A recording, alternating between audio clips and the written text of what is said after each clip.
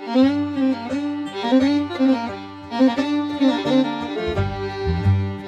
y'all, so today we're going to look at the Hogue Tamer Monogrip. In short, what it is, pretty short and sweet, it is a recoil absorbing rubber grip that is, well, just as the name says, it's meant to tame recoil. It's meant to reduce felt recoil on mostly revolvers. I know they make it for a couple other guns. I think I saw some like shotgun grips and stuff, but for most part you'll find it for like revolvers.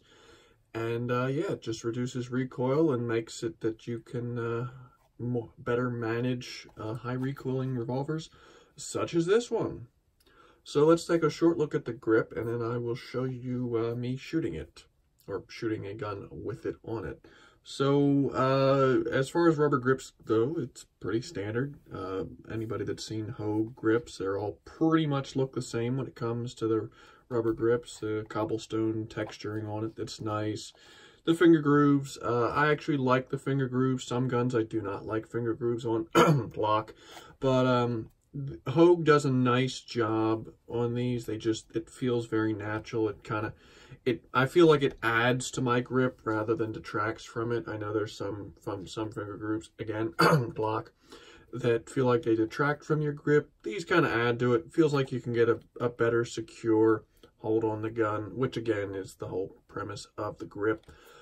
Basically, it covers, and this is the important thing, is it covers the entirety of the back strap, especially on like Smith & Wessons, where you'll see a lot of grips, you know, they look really nice because, you know, especially a good set of wood grips, you'll have a nice wood grip and then a nice exposed back strap. And it's a real nice classic look, except for the fact that the gun is recoiling directly into your hand, where with the Tamer grip, you've got an entirely covered rear back strap, making it that all parts of your hand that are in contact with the gun are basically shielded by the rubber. Grip is not too squishy. That's one of the things that I don't like about some rubber grips, is they're real squishy. This one, the only place it's kind of squishy is up at the top here. You'll see it moves a little bit, but again, that's because there's really not anything supporting it. That section up there is literally just covering the edge of the gun.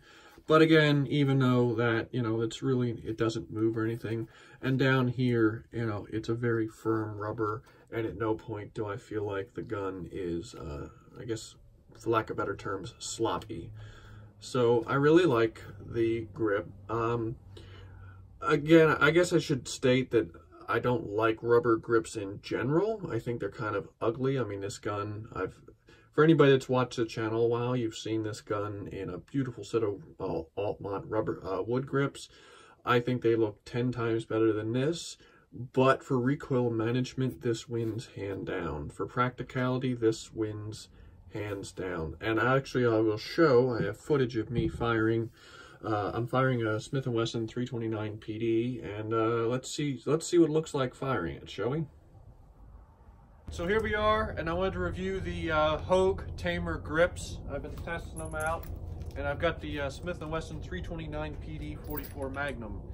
And to kind of show you how good they are, this gun is pretty much the gun that people claim kicks harder than a 500 Smith & Wesson Magnum. Now, I've never shot a 500 Smith & Wesson Magnum, but basically, this is, you know, there's people like James Yeager, nothing fancy out there, that will attest to how nasty this gun is to shoot.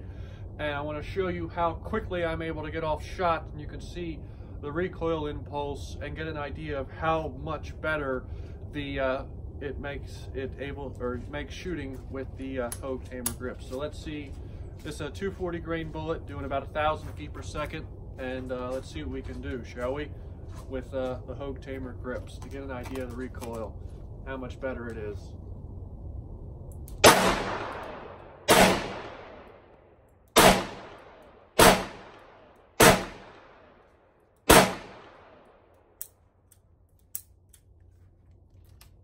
Alright, so that was 6. Alright, so that was me firing a gun with the grips on it. And I don't know how well it comes across on camera. I was back and forth on whether or not to try and show shooting footage of this, because at the end of the day, grips like this don't reduce recoil, they reduce felt recoil. And that's really what's important, is felt recoil. You know, Newton's third law, you're not going to be able to reduce the amount of recoil the gun has. You're just going to be able to reduce the pain it inflicts into your hand and into you, and make it that you can, you know, shoot longer, faster, longer, and with less repercussions afterwards.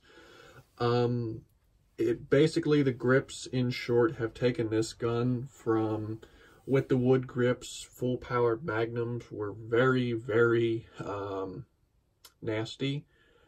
Shootable, but a couple cylinders worth, and you were pretty much done.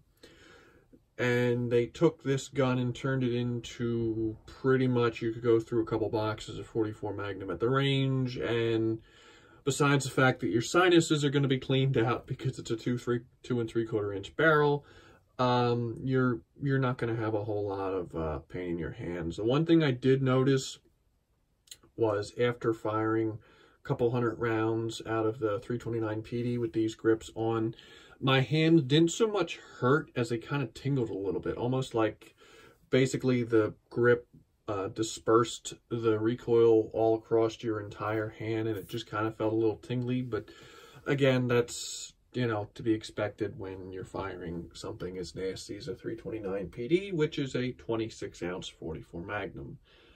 So yeah, really big fan of the grips. Again, they're rubber, so to me they're kind of ugly. But if you're looking for a set of grips to reduce recoil, or at least reduce felt recoil, I really can't come up with any other grip out there that does a better job of it. I mean, there's a reason why, and I now see the reason, that Smith & Wesson takes a set of these grips and puts them on their most of their 500 Magnums that they ship out. They work. So yeah, like I said, really like them, highly recommend them, even though they're kind of ugly.